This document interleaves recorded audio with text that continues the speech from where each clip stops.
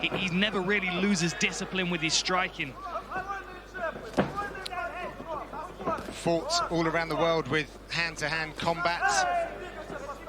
They wear a jacket, but otherwise there's a lot of similarities to mixed martial arts. And in order to become a master, what they call a master of sports in that, you've got to be having somewhere between 50 to 100 glory kickboxer.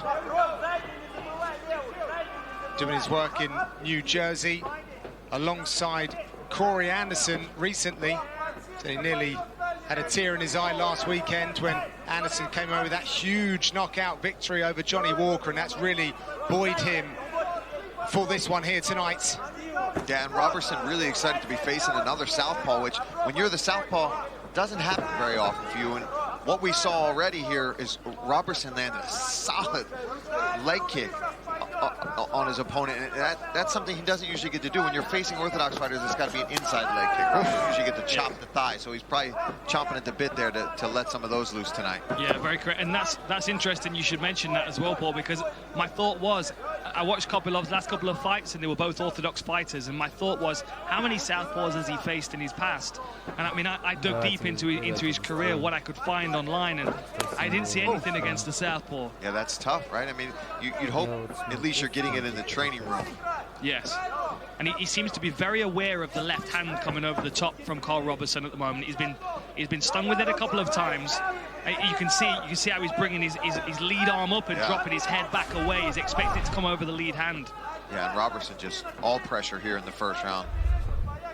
Big difference between these two is the octagon experience as well. Yep. So many suffer the octagon jitters. They're not quite themselves on their first outing. That is very much in the rearview mirror for Robertson, who's now looking for interesting challenges. Actually called out Uriah Hall or Brad Tavares. Wanted a flashy kind of striking matchup. I actually think he's got a very interesting striking matchup and clearly seeking the challenges, southpaw. And he's landed another one of those leg kicks as well, which is going to keep adding up because he kicks as hard as can be. And both of these guys standing heavy on that lead leg. Kopilov has taken a few kicks. We can see some redness now as Robertson switches his stance. Kopilov started his preparation at home in Siberia in September, then moved his camp to Dagestan in October. The weather is nice there. Yeah, it depends on which time of year, apparently. Oh. A lot of sparring partners for him in Dagestan, but I fear there's probably quite a heavy focus on wrestling, from what I understand of a lot of their camps. So far, I haven't seen him try and drag it into those ranges. Oh, that was fast. And you could see a little swagger in his shoulders then. He felt like that was a good combination. His confidence rose. See how relaxed Robertson stays in there. I mean, kickboxing with his background, this is exactly where he wants his fight to play out. He's very comfortable exchanging on the feet. You know, the difference in this fight might be the footwork. It might be the person that's able to control their opponent the better. And I don't know. Ooh. Well, that's where footwork comes into play, gets you out the way of a back kick. This is better footwork by Carl Robertson at the moment, who's stepping across his opponent, shadowing him into the fence, and forcing him to go one of two ways, which is a direction that Robertson can decide himself. Last few seconds in this round. Looks like we're going to see a second round. We'll be back after the break.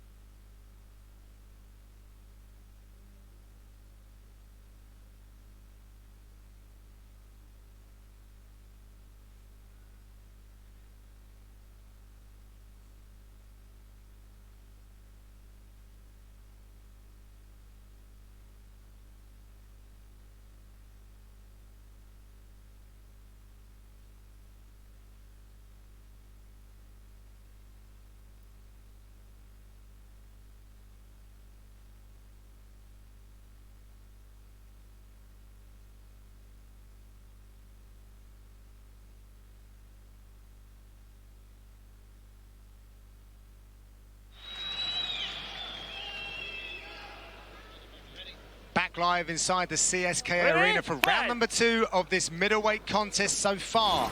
Very much a kickboxing bout. We have Robertson in the black, Kopylov making his UFC debut in the red. Highly touted prospect from Siberia, here to prove that you can make it even if you're from a small town in Russia. Robertson coming out straight away, trying to push a pace immediately. He got caught with one good shot though from Kopylov. He can't be reckless here. He needs to still give Kopylov the respect that he deserves, because he's striking. He's definitely not to be underestimated.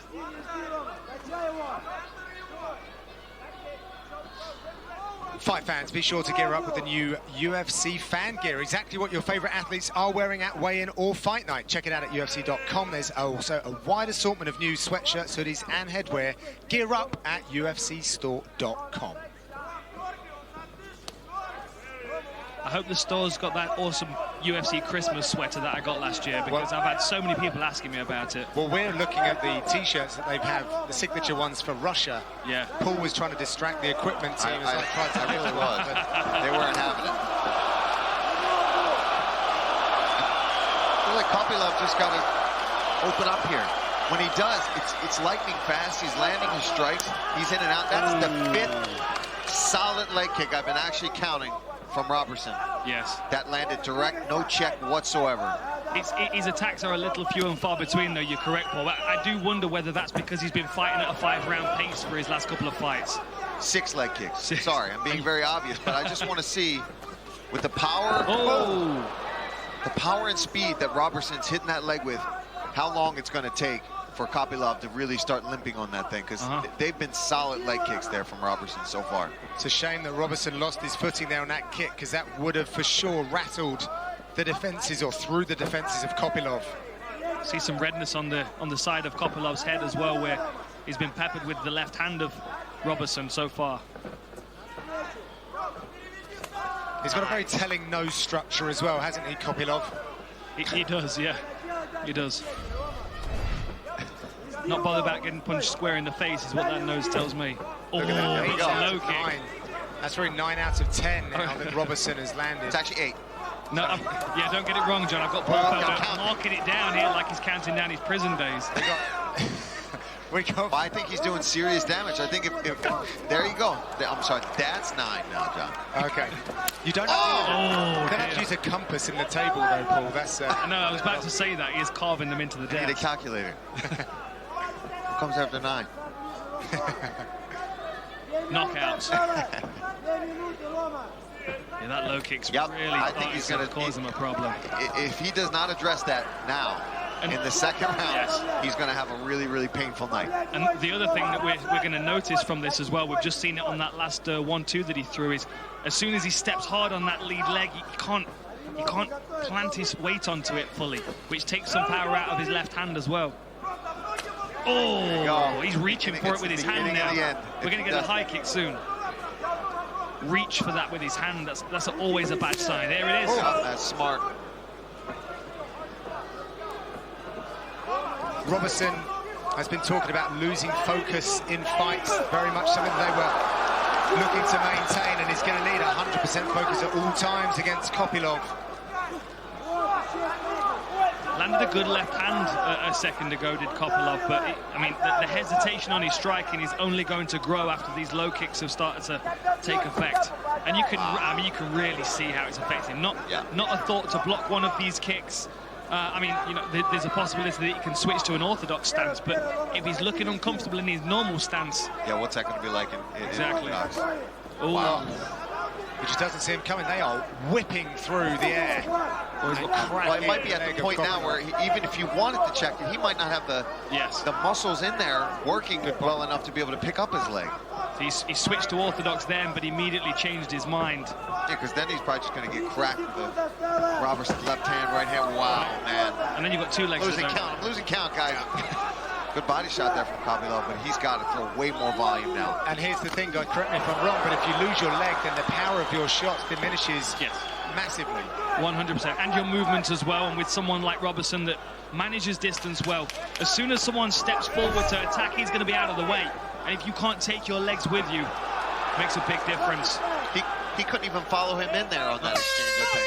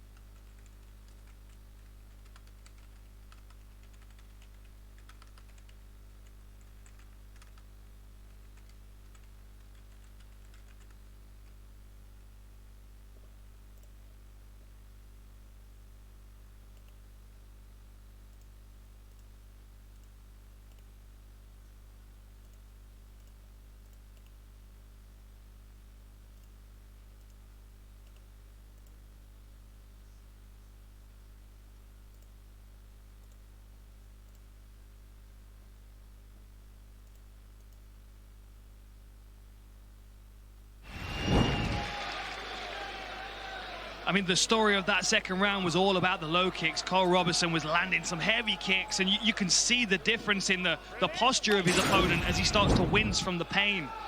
I mean, how does that set him for this third round? His corner said he's either got to check them or move his leg out of the way.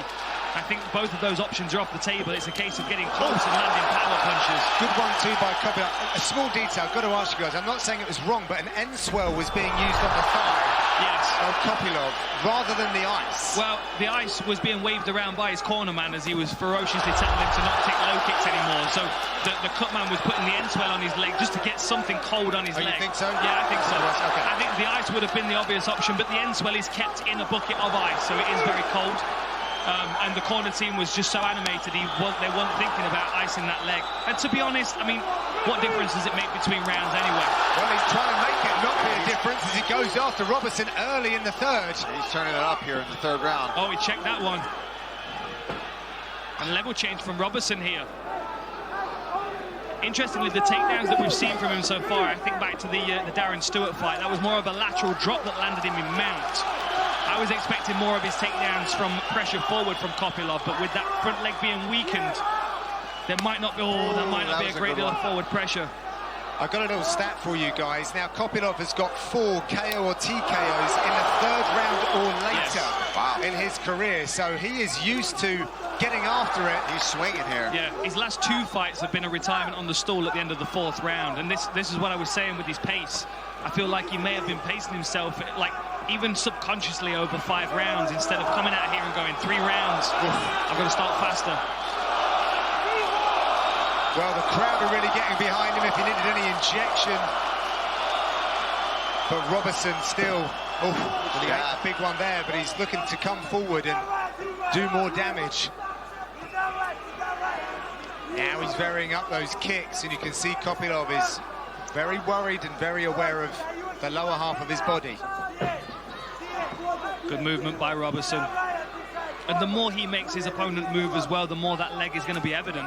Inside low kick this time. Straight to a left hand. Nothing's forced with Robertson's style of striking. He picks his shots. He doesn't feel like he has to do anything. Uses his movement and his feints to do most of the work.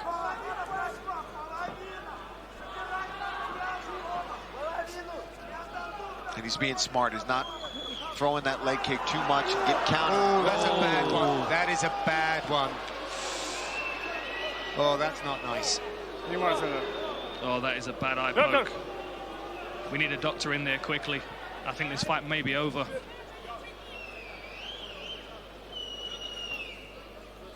Yeah, there was a clear index finger of the left hand to the eye. It did slip out, which, by the way, I'm not saying that makes it any less bad. I just think I thought it was even worse than that.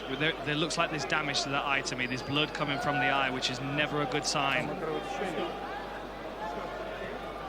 But then if this fight is stopped here, we go to the scorecards, right? Because we have 2 full rounds. Yeah. I think we need a... Well, Robertson's saying, let's go. Yeah, we need a good look at this eye, though. That does not look good to me. He's saying, let's go. Is that bleeding from where is that going to cut? I think he's going to take a point. Yeah, he's going to take a point. He has to. I'm surprised the fight's continuing. When we see blood coming from the eye like that. More officials or physicians are making their way into the octagon. Oh boy. So the cuts all on right. the That's eyelid. good. The cuts on the eyelid, which it's not good, but it's better. Yes, than you know what I mean. Yeah, it means that's from the eyeball. We're in serious trouble. There's a swelling actually on his eye. That you can tell that's where the poke probably initiated. Yeah. And grazed into the eye. Well, mental fortitude. Props for. And that's how to win a crowd over as well. Oh, see, now he's going to go after him here. Nice job from Robertson to counter there. He's got to stand his ground now. Yeah, He can go back to that kick. He shouldn't abandon that now, but now Kopylov's going to be super aggressive. He knows he can't see out of that eye, but that leg is hurting him right now. Still hurting him. The flurry that he threw there, followed by a low kick, was enough to stop it. And this is interesting as well because a point's been taken now. I would say that Robertson's up 2 rounds, which means that, I mean, he's pretty comfortable on the scorecards if he's